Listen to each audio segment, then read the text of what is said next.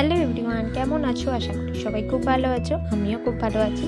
চলে এলাম তোমাদের সাথে আবার একটা নতুন রেসিপি শেয়ার করতে, একদম ডিলিশিয়াস একটা চিকেনের রেসিপি। দেখো, একদম চিকেনগুলোকে নিয়ে ভালো করে ধুইয়ে একটা বাটিতে নিয়ে নিয়েছি, আর তার সাথে নিয়েছি জল ঝরানো টক দই, স্বাদ মতন গোলমরিচ, নুন আর আদা রসুনের পেস্ট।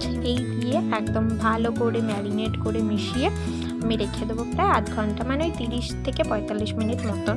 যদি 1 ঘন্টা রাখতে পারো তো খুব ভালো, আর হাতে যদি একটু কম সময় থাকে তাহলে ওই 45 মিনিট মতো রাখলেই হবে।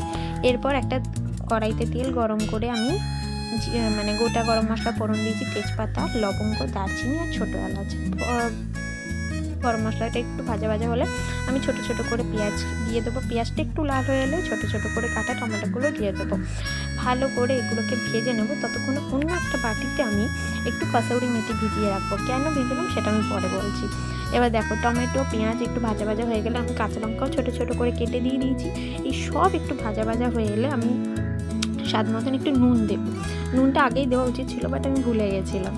তো যাই হোক, দেখো বেশ একটু ভাজা ভাজা হয়ে এসছে। এবার আমি যে কাসুরি মেথিটা ভিজিয়ে রেখেছিলাম এটা দেবো। এবার বলি কেন দিলাম। কাসুরি মেথিটা শুকনো দিলে না পাতাটা খুব তাড়াতাড়ি পুড়ে যায়, যার জন্য ফ্লেভারটা একটু অন্যরকম আসে। তাই একটু ভিজিয়ে দিলে বেশ ফ্লেভারটা আস্তে আস্তে তরকারির মধ্যে অ্যাড হয়, খুব সুন্দর একটা ফ্লেভার আসে। তোমরাও দিও এইভাবে।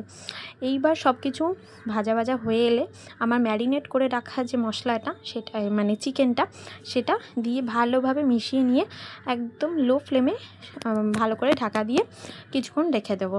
কিছুক্ষণ পরে দেখো, জাস্ট চিকেনটা আমাদের ভালোভাবে স্টিম হতে শুরু করেছে, ভালোভাবে মশলাটা মিশে গেছে। এরপরে এতে জিরে গুঁড়ো আর ধনে গুঁড়ো দেবো।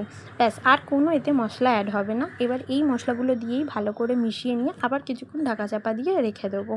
দেখো, জাস্ট কিছুক্ষণ পরে ঢাকা চাপাটা খোলার পরে কালারটা কেমন আস্তে আস্তে চেঞ্জ হচ্ছে, তার সাথে আমাদের চিকেনটাও কিন্তু ভালো মতন সেদ্ধ হচ্ছে। এটা কিন্তু একদম জল ছাড়া।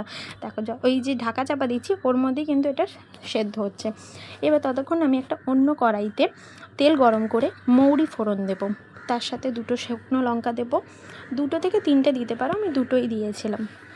শুকনো লঙ্কা ফোড়ন দিয়ে ছোট ছোট করে কিউব করে রাখা ক্যাপসিকাম আর পেঁয়াজ ভালো করে ছোট ছোট করে কেটে একটু সটে করে নেবো। খুব বেশি না, হালকা একটু জাস্ট সটে করে নেবো, জাস্ট একটু ফ্লেভার আসার জন্য। ততক্ষণ অন্যদিকে আমাদের দেখো চিকেন থেকে কতটা জল ছেড়ে গেছে, বেশ ভালো মতন সেদ্ধ হয়ে গেছে, আর তার সাথে আমাদের কালারটাও এসে গেছে।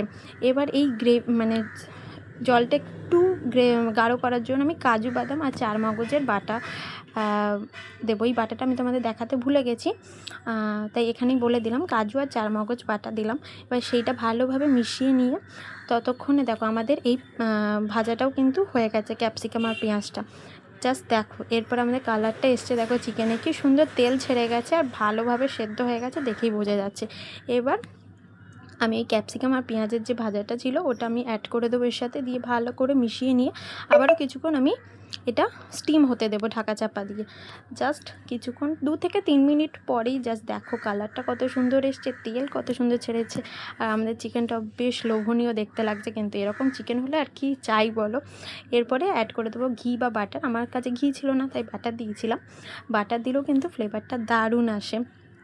জাস্ট দেখো, এরপরে আমাদের একদম গরম গরম চিকেন রেডি। জাস্ট ট্রাই করে অবশ্যই জানি।